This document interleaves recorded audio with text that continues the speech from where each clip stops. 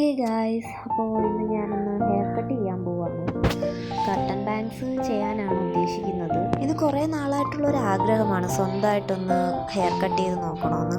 പക്ഷെ പേടിയാണ്, കുളമായി പോയാലോ എന്നുള്ള ഒരു ചിന്ത കാരണം അതിങ്ങനെ നീട്ടി കൊണ്ടുപോയി. പക്ഷേ ഇന്നിപ്പം ഞാൻ രണ്ടും കൽപ്പിച്ചത് ചെയ്യാൻ പോവുക.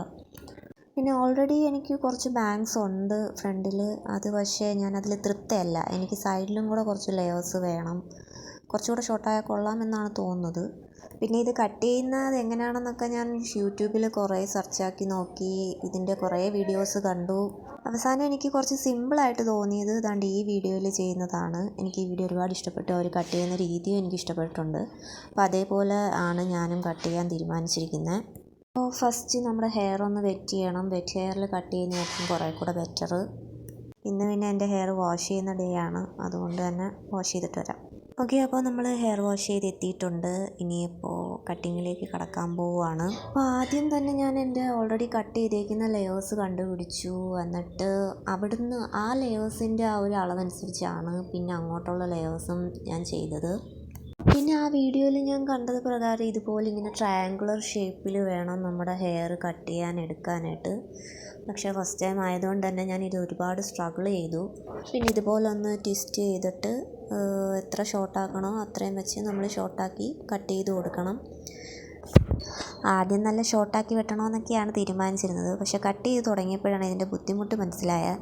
പിന്നെ ആ ഉള്ളിലുള്ളൊരു ഭയം ഉണ്ടല്ലോ, എങ്ങാനും കുളമായി പോയാലോ എന്നുള്ളത്. അതുകൊണ്ട് ഷോർട്ടാക്കാമെന്നുള്ള തീരുമാനം മാറ്റി സേഫ് സോണിൽ നിന്നുകൊണ്ട് തന്നെയാണ് വെട്ടുന്നത്. പിന്നെ ഫ്രണ്ട് ലെയേഴ്സ് നമ്മൾ കട്ട് ചെയ്ത് കഴിഞ്ഞതിന് ശേഷം ഇനി രണ്ട് സൈഡാക്കി മാറ്റി ഇനി റൈറ്റ് സൈഡിലെ ലെയേഴ്സാണ് കൊടുക്കുന്നത്. എപ്പോഴും ഞാൻ ആദ്യം പറഞ്ഞ കണക്ക് തന്നെ ഇങ്ങനെ ഓരോ ലെയേഴ്സ് എടുക്കുമ്പോഴും ആ ട്രയാങ്കുലർ ഷേപ്പ് കീപ്പ് ചെയ്തിട്ടാണ് ഈ ലെയേഴ്സ് നമ്മൾ എടുക്കുന്നത്. ഏതായാലും ഈ റൈറ്റ് സൈഡ് ലെയേഴ്സ് എടുത്ത് കട്ട് ചെയ്യാൻ എനിക്ക് ഒരുപാട് ടൈം എടുക്കേണ്ടി വന്നു. പക്ഷെ അത്ര വലിയ പ്രോബ്ലം ഒന്നും ഇല്ലാതെ തന്നെയാണ് ലെയേഴ്സ് കട്ട് ചെയ്യാൻ പറ്റിയത്.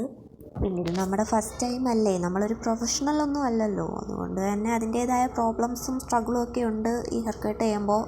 പിന്നെ നല്ല പേടിയും.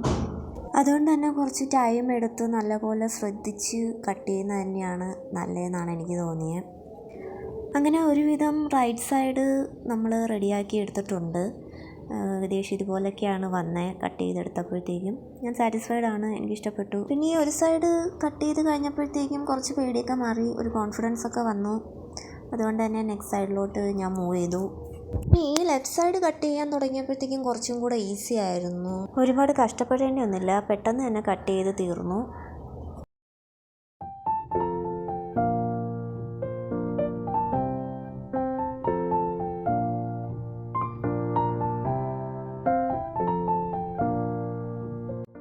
അങ്ങനെ ഹെയർ കട്ട് കംപ്ലീറ്റ് ആയി. നമ്മുടെ കട്ടൻ ബാങ്ക്സ് ശരിയായി വന്നിട്ടുണ്ടെന്ന് വിശ്വസിക്കുന്നു.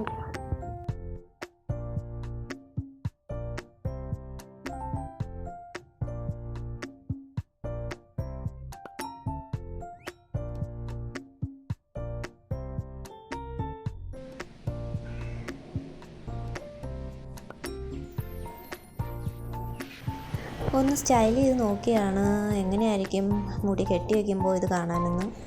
കുഴപ്പമില്ല, നന്നായി വന്നിട്ടുണ്ട്. So thank you for watching. Video ഇഷ്ടപ്പെട്ടിട്ടുണ്ടെങ്കിൽ ലൈക്ക് ആൻഡ് സബ്സ്ക്രൈബ്. ബൈ.